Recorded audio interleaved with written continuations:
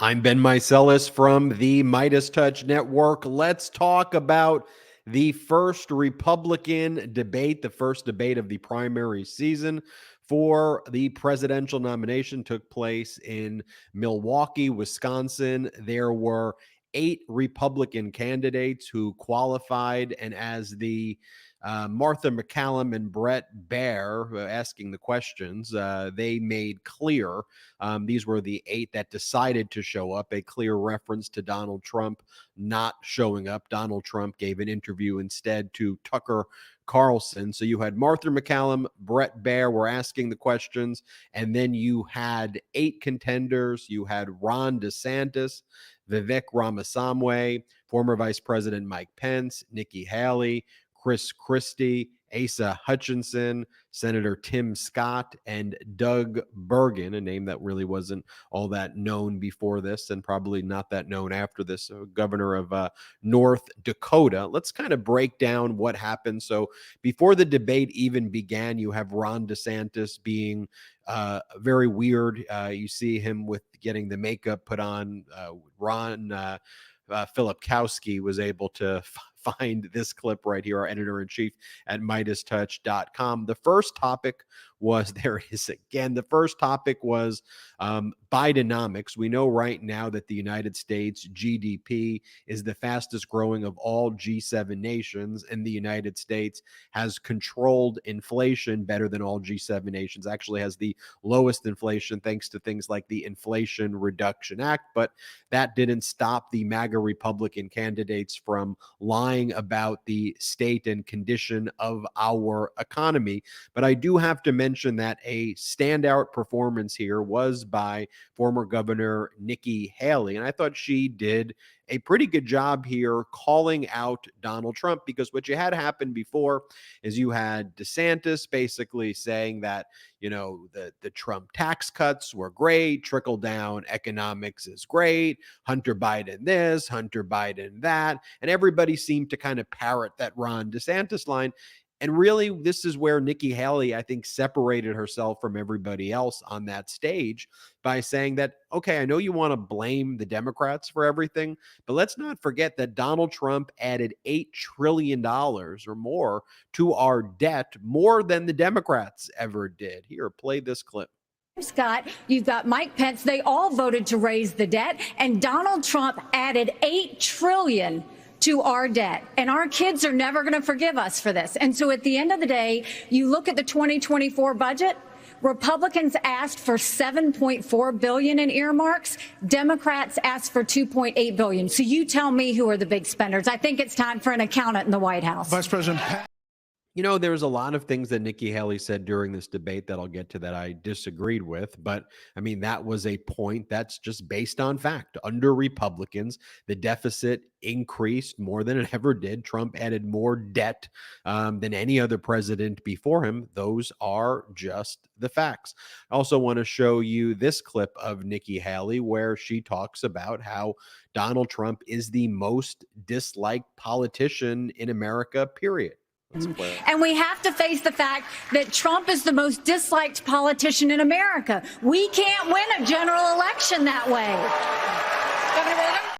You know, and she started winning over the crowd there slowly by surely by making, I think, very credible points to attack Donald Trump. So compare what she said, though, there, for example, with what Ron DeSantis said. So after Ron DeSantis basically trying to say that the trickle-down economics works and that Donald Trump's economy is the greatest ever and attacking, you know, unions, and then Ron DeSantis was asked some additional questions. And then one of the things that Ron DeSantis tried to attack Donald Trump for is federal government lockdowns and following the advice of Dr. Fauci, right? And so here in this clip that I'm about to play for you, Ron DeSantis, like nothing this guy can do original. Everything he does is like completely weird and derivative and fascist. But here, his whole criticism about Donald Trump, without mentioning his name, is that Trump coddled Dr. Fauci. And what DeSantis would have done, he said, is he would have grabbed Fauci and said to him, "You are fired." It's like taking Trump's line. It's so embarrassing. embarrassing. Here, play this clip. Somebody like Fauci and coddle him. You bring Fauci in, you sit him down, and you say, Anthony, you are fired. Seriously. Also later in the debate, Ron DeSantis, again, kind of showing this stolen valor thing that he's kept on doing over and over again. Ron DeSantis was JAG, and as Adam Kinzinger says, nothing against JAGs, but Ron DeSantis tried to make people believe again in this debate that he was a Navy SEAL. And he said, while I served in the military working with the Navy SEALs, you weren't a Navy SEAL at all. Something that we just see DeSantis do over and over again. One of the people trying to stand out was this Vivek Ramaswamy. And Vivek's whole thing is, I don't know if you've seen this too, he spreads these horrible conspiracies about 9/11. The Vivek Ramaswamy is all about making sure America doesn't fund Ukraine. Vivek Ramaswamy is all about not funding Israel. It's just kind of this whole performative shtick that he does. And I'll show you it here. I mean, he's a one-trick pony over here. And this is him saying, I guess he's criticizing Ron DeSantis here, saying, you don't want to bring in super PAC puppets. Do you want a revolution? I want a revolution. Here, play this clip of Vivek. Do you want a super PAC puppet? Or do you want a patriot who speaks the truth? Do you want incremental reform, which is what you're hearing about, or do you want revolution? Okay. And I stand on the side of the American revolution. I want normalcy. I want compassionate leadership. I want people who believe in science. I want people who are delivering results. I don't need performative fascist cosplay. So then you got to the next section, and the contenders, what do you want to call them, the candidates, they're asked, do you believe in human-caused climate change? Do you believe that humans are causing climate change? Raise your hand. And guess what? Not a single person raises their hand that they believe that humans cause climate change. And then DeSantis even tries to interrupt as though this is an offensive question. Here, play this clip. Do you believe in human behavior is causing climate change? Raise your hand if you do. Look, we're not school children. Let's have the debate. I mean, I'm happy to take it to start. Alexander, so do you want to raise your hand or not? I don't think that's the way. All right. I mean, it's a very basic question. By the way, President Biden responded right away on his social media platform saying climate change is real. By the way, I mean, just to be clear, every single Republican candidate for the presidential nomination refused to raise their hand, acknowledging that they believe that climate change is real. The next question focused on the Supreme Court decision overturning Roe v. Wade and whether there should be a federal ban the same way there are in states like in Florida. So DeSantis was asked, you signed a 6-week ban. Is that something that you're going to do if you were elected to the highest office? And he basically said yes. He tried to dodge the question, but his response was, we got the biggest landslide victory in Florida. I believe in a culture of life. And then they all lied. And they all perpetuate this lie over and over again that Fox doesn't check them with, where they go, Democrats want to do abortion. Direct quote, but they all said, Democrats want to do abortion all the way up to birth. That's not a true statement. That's not what exists. That's not what Roe v. Wade was. But this is what MAGA Republicans want to do when they want to take away a woman's right to reproductive care and for a woman to make decisions over her body. So then the next question got into issues over common sense, gun control. And of course, these MAGA Republicans couldn't answer these questions in any kind of rational way. So Ron DeSantis takes a question about gun control, and his response to it is that there are these George Soros-funded radical left-wing district attorneys, and if he's elected, he's going to make sure he destroys the George Soros-funded radical left-wing district attorneys. Here, play this clip. When we had 2 of these district attorneys in Florida elected with Soros funding who said they wouldn't do their job, I removed them from their posts. They are gone. So then it got to, and this is what the hosts were saying, that this is the elephant in the room, is the fact that, or the elephant not in the room, that Donald Trump was not there. So then all of the Republican nominees are asked this following question: that if Trump is convicted of a felony, raise your hand if you will still support him if he is convicted of one of the felonies that he has been charged with. And guess what?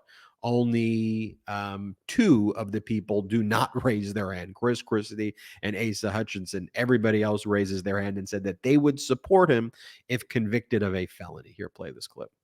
If former President Trump is convicted in a court of law, would you still support him as your party's choice? Please raise your hand if you would.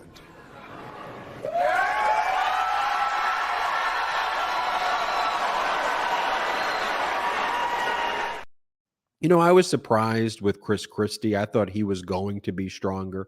Granted, it was a hostile room and he was getting booed a lot, but I thought Chris Christie was going to go on the offensive more, and he seemed a little frazzled throughout this. I was really not impressed with his performance at all. But here he's trying to attack Donald Trump as one of the two people who said that if Trump is convicted, he wouldn't support Donald Trump. But just watch, this MAGA Republican crowd there booing Chris Christie over this position. Play this clip. Whether or not you believe that the criminal charges are right or wrong, the conduct is beneath the office of President of the United States.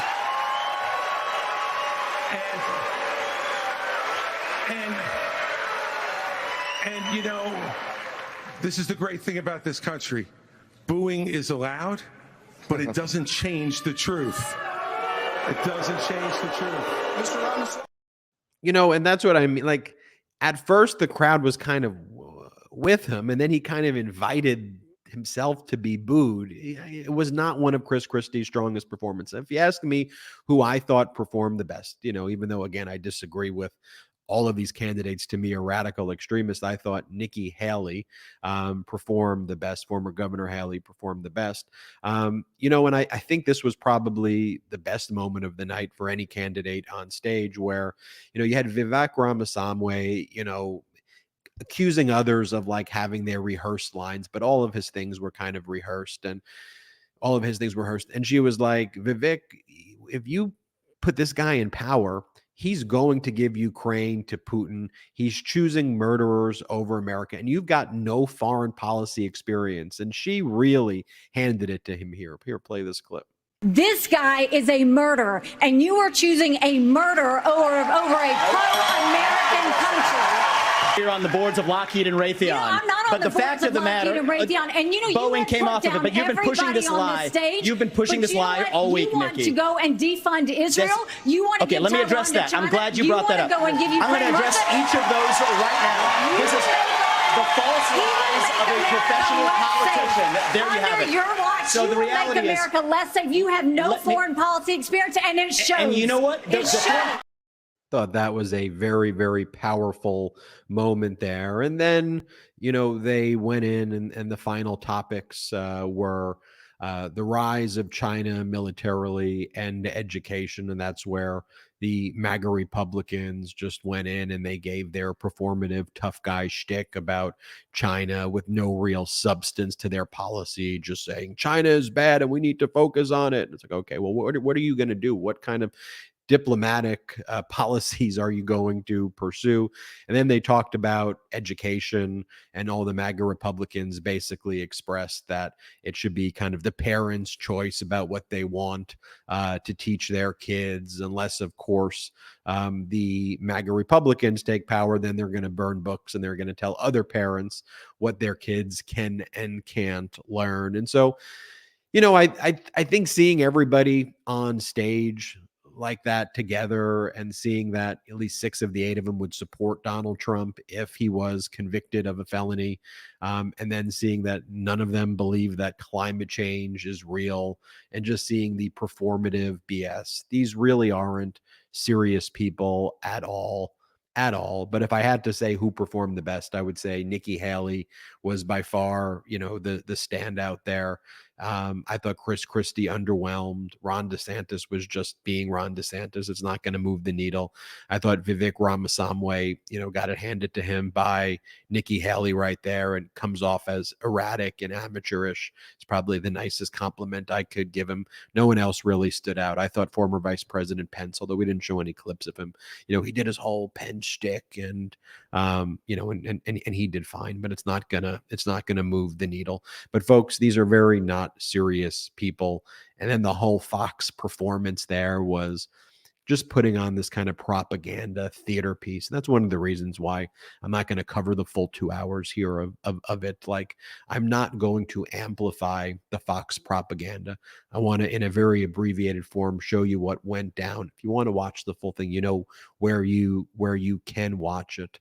But I'm focused on candidates and politicians like President Biden, who are, but by the way, so many times here you had these MAGA Republicans attacking unions, attacking what they call entitlements, which they view as Social Security and Medicare and healthcare and things like that. Look, I want presidents focused on not trickle down economics, but bottom out, middle up economics.